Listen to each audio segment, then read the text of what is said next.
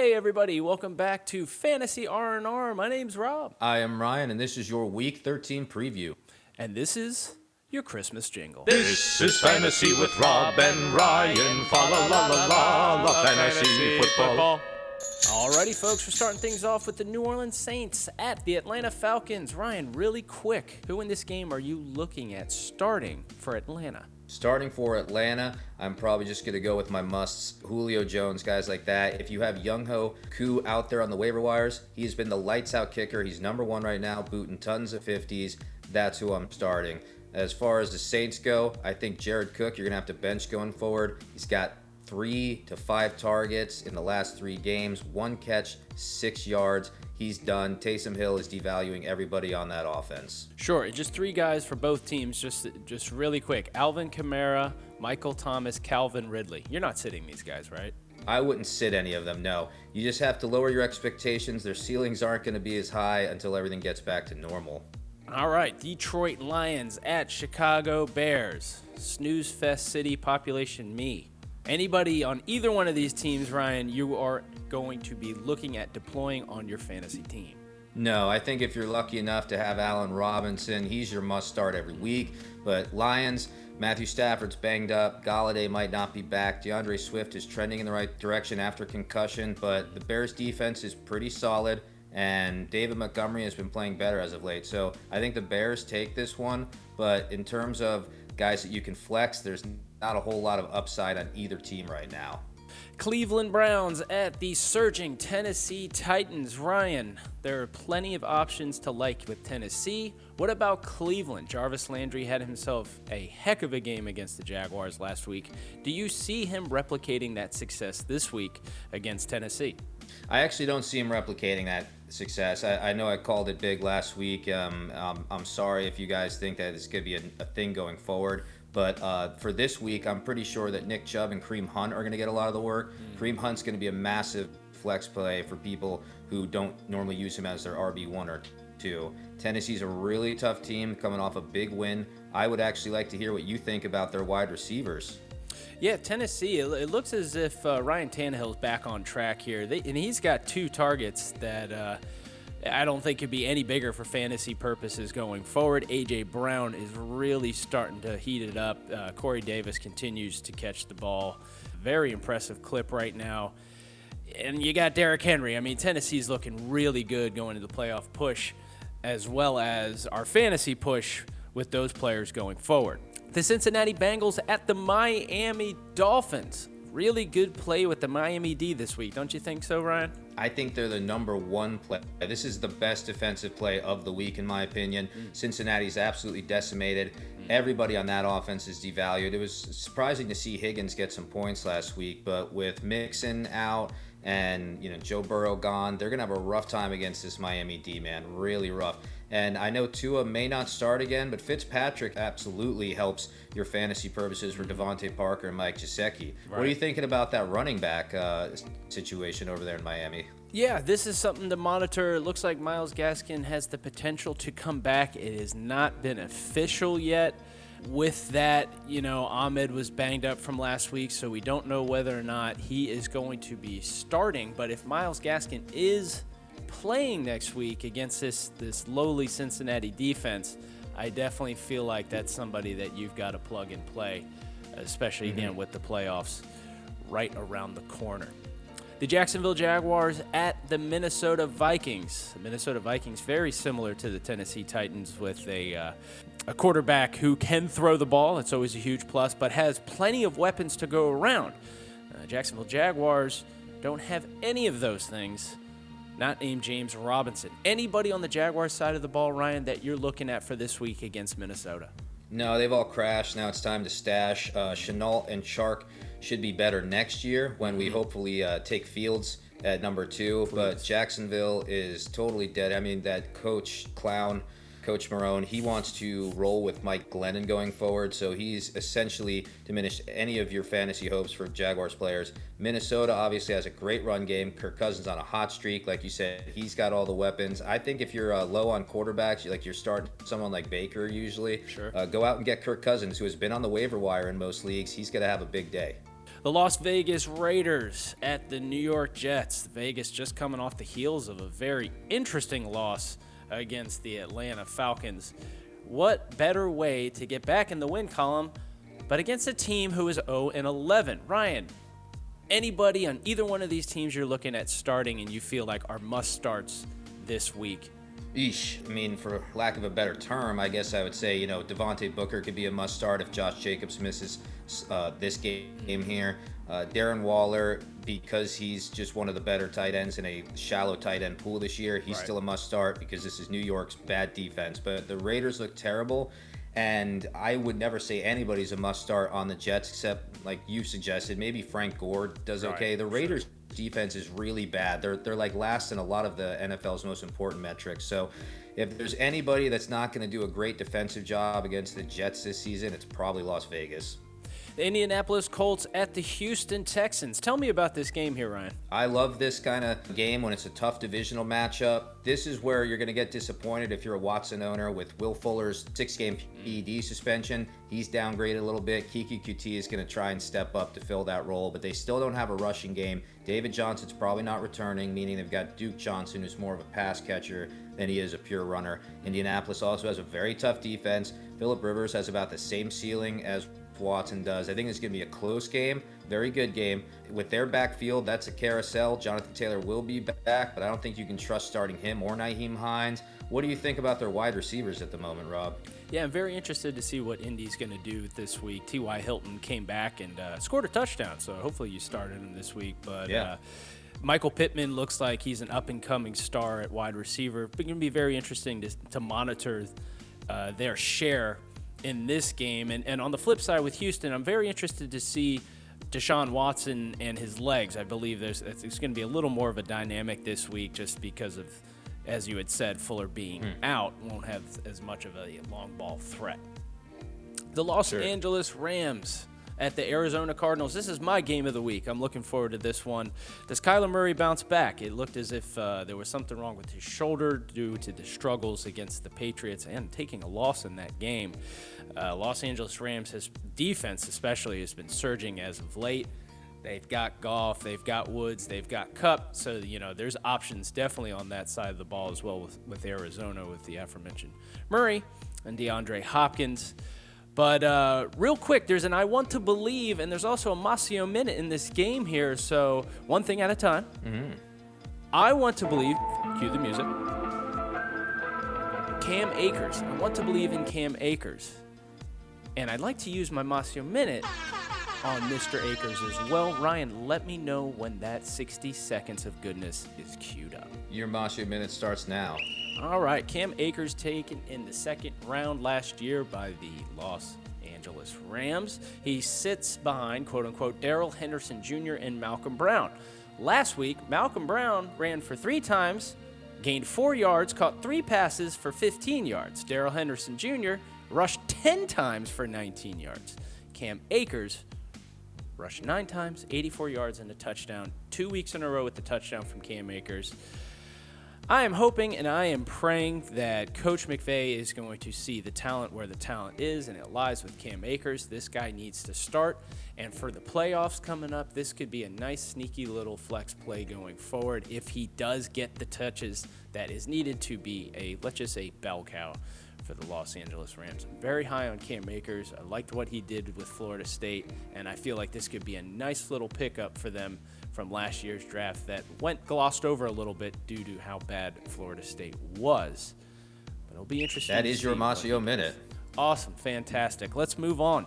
The New York Giants at the Seattle Seahawks. Again, Seattle's another one of those teams with plenty of targetable fantasy options. What about the New York Giants, Ryan? Anybody on that side of the ball that you're looking at to start Week 13? Well, luckily, they're going up against a bad Seattle defense. Unfortunately, that defense has been playing a little better, so maybe people are a little scared, especially if Daniel Jones is not back. And I don't think he will be. It's probably next week if the hamstring injury wasn't too serious.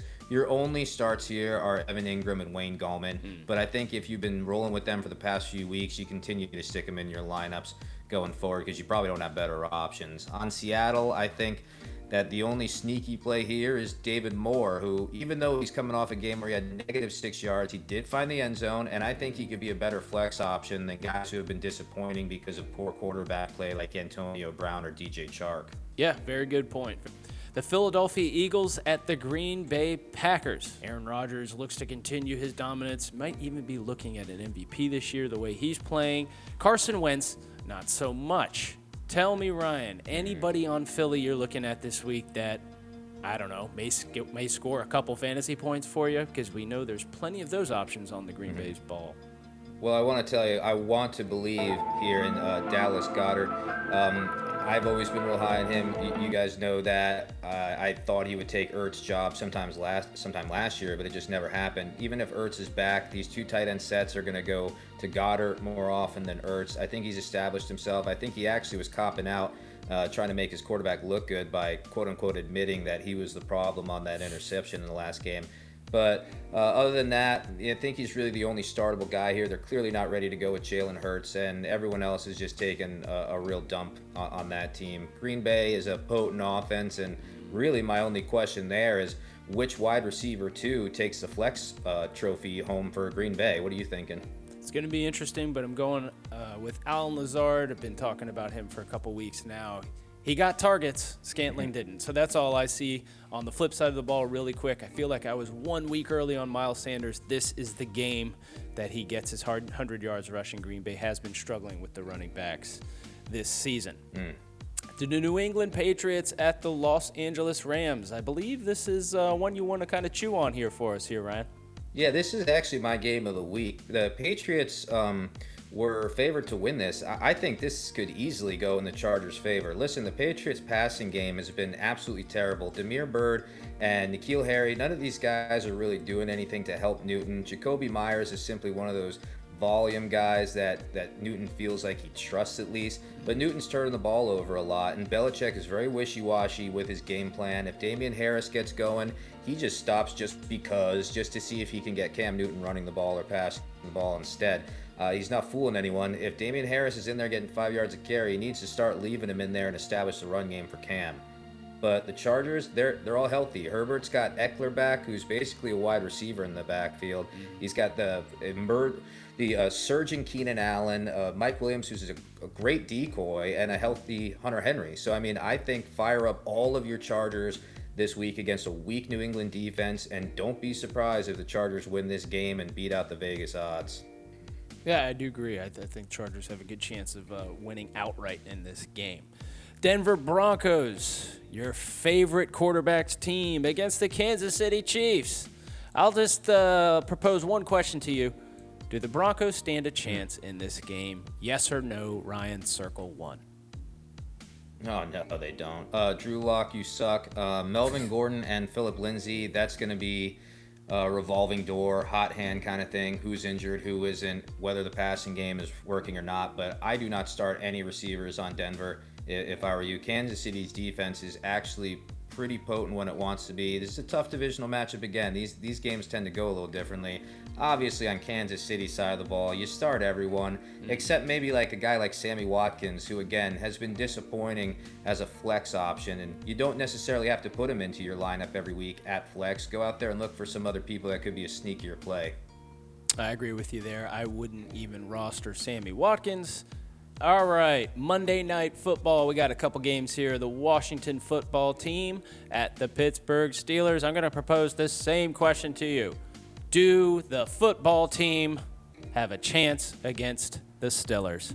No, they don't. And I think Antonio Gibson could still be a plug-and-play here for you because the Steelers don't have the greatest run defense in the world, but their passing game is going to struggle to get anything going in between those plays. Terry McLaurin and Logan Thomas are your better receiving options, but they might be really tied up by this defense. Pittsburgh's going to take this one. I think Juju is starting to come back into his own. We're seeing Deontay Johnson and Chase Claypool drop the ball a lot. They're struggling to get the running game going with Snell and McFarland. If Connor's back for this one, there could be a little help there, although he's even struggled a bit too. So yeah, Washington's not gonna take this. And in fact, this is a great time. Real quick before we go into these other games, I'm gonna take my Mielek minute here. All right, give me 1 second. Let me cue up that 60 seconds of Mila goodness. Let's hear it. NFL, what are you doing with these primetime games? Do you know what primetime means? Primetime means not the Washington football team. It means not the San Francisco 49ers with Nick Mullins. It means not the Dallas Cowboys without Dak Prescott. It means not Baltimore Ravens, who may still not have Lamar Jackson playing. This is absolutely awful. Don't put these games on at night. If that's the only thing on, I'll be watching Wheel of Fortune instead. For God's sake, this is getting out of control. I think that the Sunday and Monday and Tuesday night games should be games that, like Rob's talking about, Cardinals and Rams. That's a great game. Kyler Murray against Goff in a matchup that is going to be tough for both teams. No one wants to see this stuff. These look like they're going to be blowout games. Steelers blowout, Buffalo Bills blowout. It's possible the Ravens blow out the Cowboys if they've got Lamar Jackson. I'm just tired of seeing these bad games here on TV. That's really all I have to say about that. That's my Mielek Minute, and I got my rant over with. The one guy I am looking at here in this game really quick before we move on is Benny Snell. Looked pretty good Wednesday, and I think he could be a decent little option going forward. All right, let's get over to another really bad Monday game. As Ryan had said, the Buffalo Bills at the San Francisco 49ers. Who are you liking here in this game here, Ryan? And I'm guessing you're not going to name too many 49ers. Yeah, I mean, Raheem Mostert is pretty much your only starter besides Ayuk and Samuel. Because Ayuk and Samuel being back, it's good, but they're flexes with Nick Mullins at the helm. Raheem Mostert's going to have a harder time establishing himself, especially after the fumble last week and having Nick Mullins as his quarterback. But those are the guys that you start on San Francisco. Buffalo's D could have a better showing this week. And I actually think that this might be the day you see Zach Moss kind of go off. Well, I like it. Yeah, I'm paying close attention to Deebo Samuel, seeing if he can back up his performance that he had last week against the Rams. Pretty good little day there. Tuesday night football. We have a Tuesday night game. The Dallas Cowboys at the Baltimore Ravens. I'm already checking out as I speak about this game. Anybody on either side of the ball you are looking at to target for fantasy start week 13, Ryan? Not really.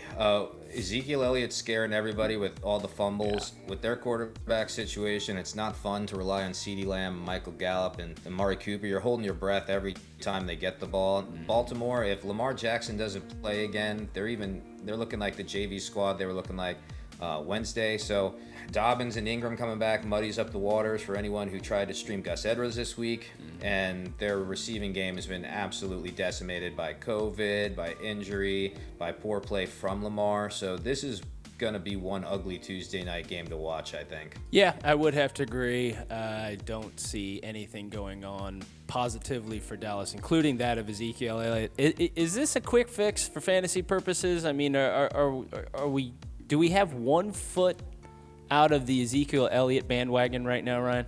1 foot. And what I mean by that is you probably need to have Tony Pollard rostered on your bench behind Zeke. He looks absolutely more athletic than Zeke every time he touches the ball. If we see the tides turn and they start to rely on Tony Pollard regardless of Zeke's contract, this guy could put up some serious fantasy points. So get him handcuffed right now while you can. I could break these cuffs. You can't break those cuffs. Sure, and real quick, we're still not sitting Zeke, right? If you're lucky enough to have guys like Dalvin Cook and Nick Chubb as your running back options over Zeke, then you could bench Zeke or just, temper your expectations at flex. But sure, I still roll him out there every week over guys like Leonard Fournette or anyone like that.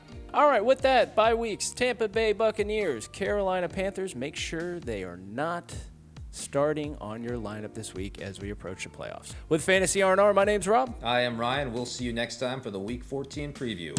That's what Fantasy with Rob and Ryan. Fantasy R&R.